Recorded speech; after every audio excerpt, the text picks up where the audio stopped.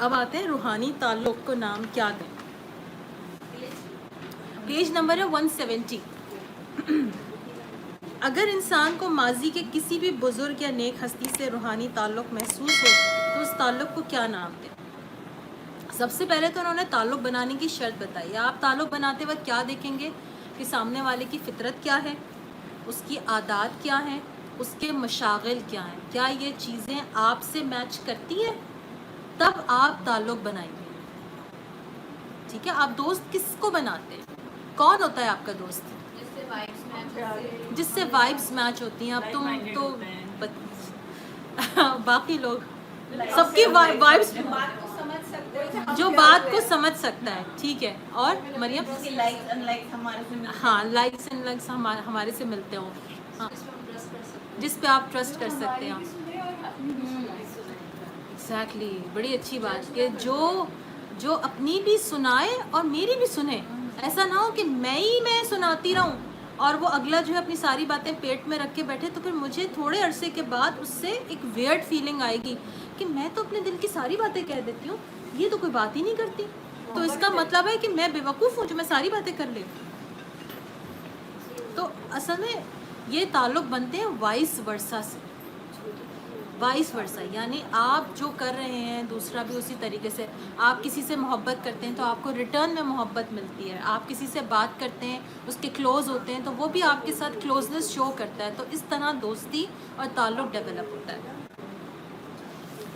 یہ کہتے ہیں کہ حضرت بختیار کاکی رحمۃ اللہ علیہ فرماتے ہیں کہ نیک انسان پر لازم ہے کہ وہ لوگوں سے کم ملے، کیونکہ جب وہ دنیا میں میل جول زیادہ رکھتا ہے تو نیکی سے دور ہو جاتا ہے. اب اس کا مطلب یہ نہیں کہ یہاں آنے والے لوگ بیٹھ جائیں گھر پہ، ویسے ہی بہت سارے لوگ بیٹھے ہوئے ہیں آج کل.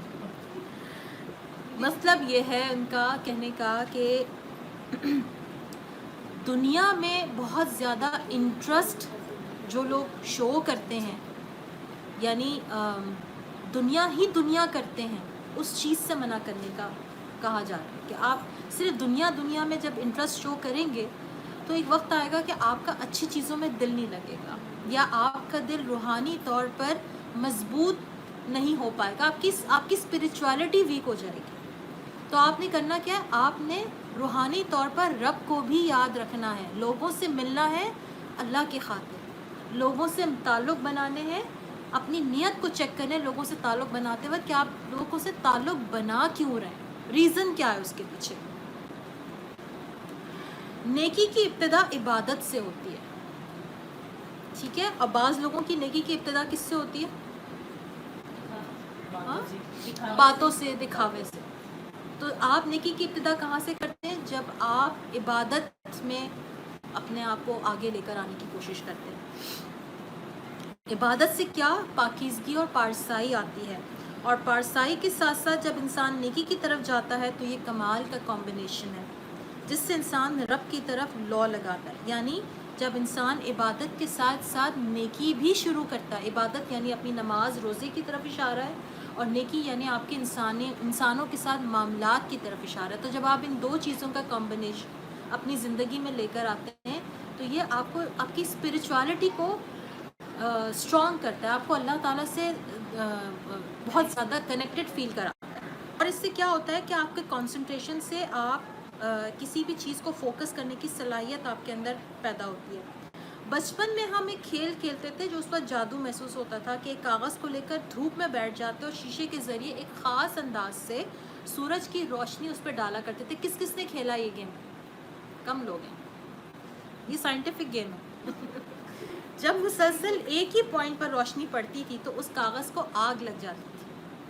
بالکل اسی طرح روحانی شخصیت جب توجہ مرکوز کرتی ہے تو اس کے اندر ایک خاص مقناطیسی لہروں کا حالہ بن جاتا ہے جس کو اورا کہتے ہیں، جس کا دائرہ پھیلتا رہتا ہے اور انسان ان لہروں کو محسوس کرتا ہے اور اس اپنائیت کو فیل کرتا ہے.